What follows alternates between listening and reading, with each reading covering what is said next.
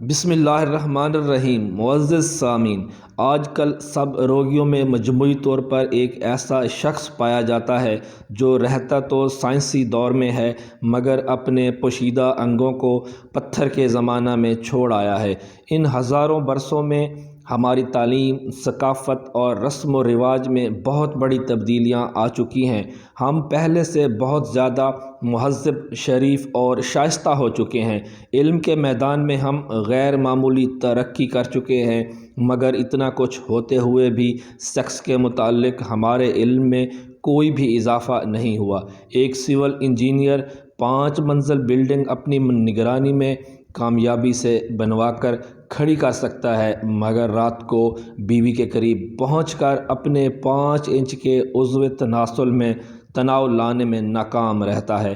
تیل کی کھوج کرنے والا سائنسدان سینکڑوں میٹر گہرے سمندر میں ڈرل چلا سکتا ہے، لیکن 4 انچ گہری فریج میں اپنا عضو تناسل کو چلانے کے لیے اسے طاقت کی دوا کی ضرورت پڑتی ہے۔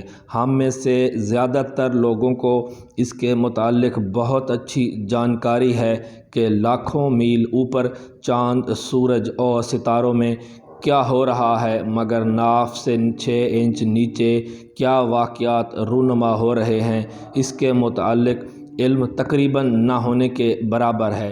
ان سب باتوں کا قصوروار ہمارا یہ مہذب معاشرہ ہے۔ اس معاشرے میں سیکس کو نفرت اور کراہت کی نظر سے دیکھا جاتا ہے۔ سیکس کے متعلق بات چیت کرنا فحش سمجھا جاتا ہے۔ اس سے متعلق ساری باتیں چھپا کر رکھی جاتی ہیں۔ باپ اپنے بیٹے کو کار چلانا تو سکھا سکتا ہے، مگر اس کا بیٹا اپنے پوشیدہ انگوں کو کس طرح استعمال میں لائے یہ نہیں سمجھا سکتا۔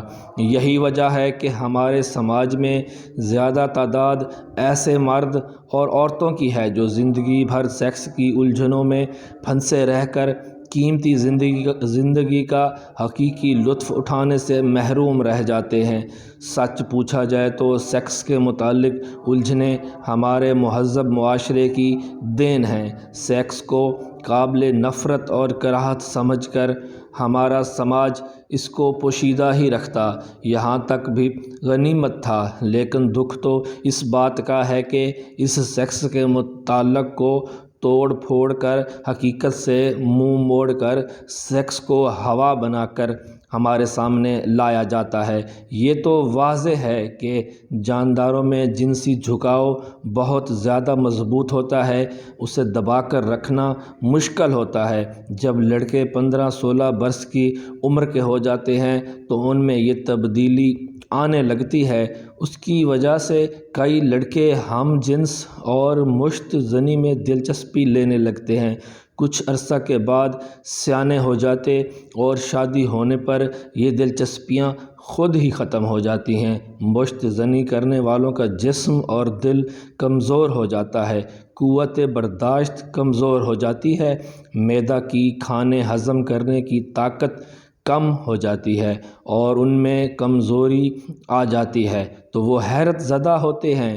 وہ ڈر کر مشت زنی تو شاید چھوڑ دیں، لیکن مندرجہ بالا علامات ان کو اپنے اندر ظاہر ہوتے دکھائی دینے لگتی ہیں اور وہم کے غلبہ کی وجہ سے حقیقت میں یہ روگ ان کے اندر پیدا ہو کر ان کی زندگی دکھی بنا دیتے ہیں اور وہ کامیاب خاوند نہیں بن پاتے۔ اگر نوجوانوں کو ایسی ڈراؤنی باتیں سننے کو یا پڑھنے کو نہ ملیں تو ان کی زندگی زیادہ سکھی رہ سکتی ہے۔